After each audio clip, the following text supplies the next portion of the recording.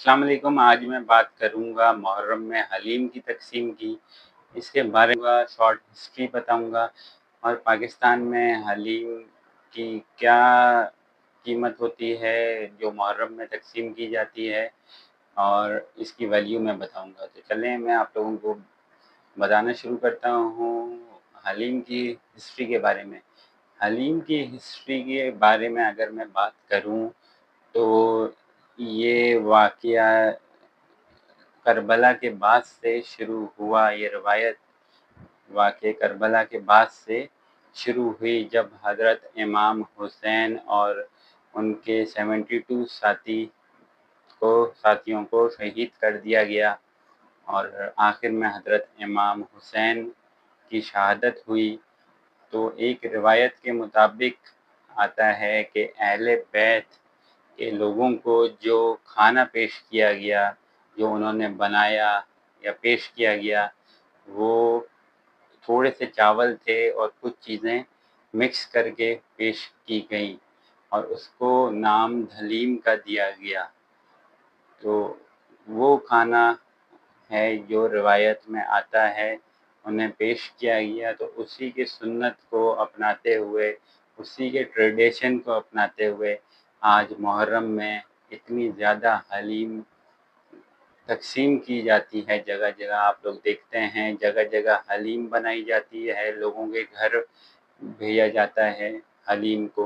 تو اس وقت اس چیز کا نام، اس ڈش کا نام دھلیم تھا۔ آہستہ آہستہ اس کا نام دھلیم سے حلیم کیسے ہوا وہ بھی میں آپ کو بتا دیتا ہوں۔ تو دھلیم ہوتے ہوتے وقت کے ساتھ ساتھ جب مغل ایمپرر کا دور شروع ہوا برصغیر ہند میں، جب ہندوستان میں برصغیر ہند میں مغل ایمپرر کا دور شروع ہوا، اس کے بعد اس کا نام حلیم پڑ گیا، کیونکہ روایت تو چلتی آ رہی تھی۔ تو 680 ہجری سے یہ روایت چلتی آ رہی ہے، اور یہ قیامت تک چلتی رہے گی۔ تو اس کا نام حلیم پڑا، اور جب تقسیم ہند ہوا، پاکستان بن گیا، تو لوگ جب یہاں پہ آئے تو یہ روایت یہاں کے حساب سے جو لوگوں نے شروع کیا اس کا نام حلیم کو ہی کنٹینیو رکھا، اور دنیا بھر میں آج اس ڈش کا نام حلیم کے نام سے جانا جاتا ہے۔ تو آپ لوگوں کو میں نے بتایا اس کی ہسٹری کے بارے میں۔ اب میں آپ لوگوں کو بتاتا ہوں کہ اس کی کتنی ورتھ ہوتی ہے، کتنی کمائی ہوتی ہے، صرف محرم کے دنوں میں کتنا اس کا کاروبار ہوتا ہے۔ تو اس کی اگر میں بات کروں، حلیم کی ایک دیگ آج 2025 میں کم از کم جو ہے 10,000 روپے کی ہے، چھوٹی دیگ، اور لو کوالٹی والی اگر میں بات کروں تو وہ 10,000 روپے کی، اور میکسیمم 25,000 روپے کی بھی ہے۔ تو آپ لوگ کوانٹیٹی اور کوالٹی اگر بڑھائیں گے تو 25,000 روپے کی آج کے دور میں ایک حلیم کی دیگ ہے پاکستان میں۔ تو ایک دیگ کی اگر میں بات کروں، صرف محرم میں ایک دیگ تو نہیں بکتی یا نہیں بناتے، ایک دیگ میں تقریباً حلیم کی 100 سے 300 بندہ کھا سکتا ہے۔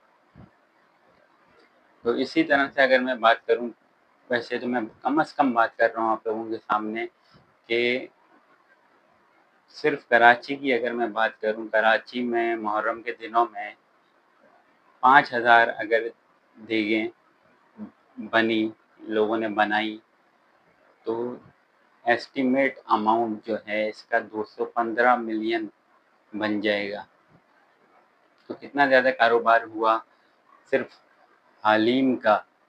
اور کراچی تو اتنا بڑا شہر ہے، اور ٹریڈیشن کو بہت زیادہ فالو کرتے ہیں کراچی میں لوگ یہاں کے، اور 9-10 کو تو ظاہر ہے سب سے زیادہ اس ٹریڈیشن کو فالو کیا جاتا ہے حلیم کے۔